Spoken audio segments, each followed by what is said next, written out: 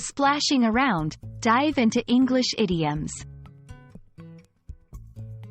Hello, everyone. Welcome to our English language learning series. Today, we're going to explore the phrase, splashing around.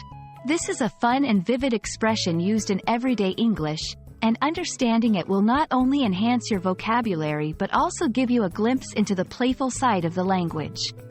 Let's dive right in. The phrase, splashing around, is often used to describe playful, sometimes noisy, activity in water. Imagine children in a pool, moving their arms and legs, causing water to splash everywhere.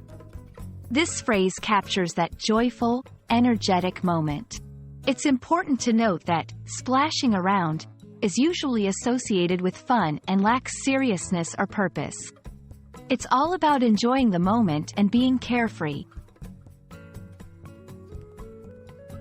Splashing around isn't just for literal water play.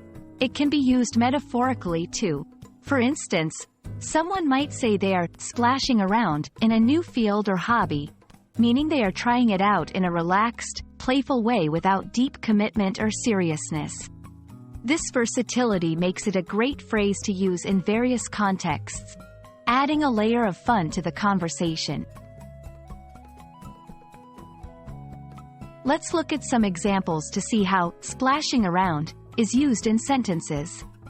1. The kids spent the afternoon splashing around in the swimming pool. 2. I'm just splashing around with painting. I'm not really an artist.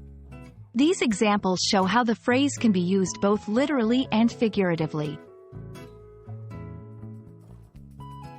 That's all about splashing around. I hope this video has been informative and enjoyable. Remember, learning English is not just about rules and grammar. It's also about expressions that make the language rich and lively.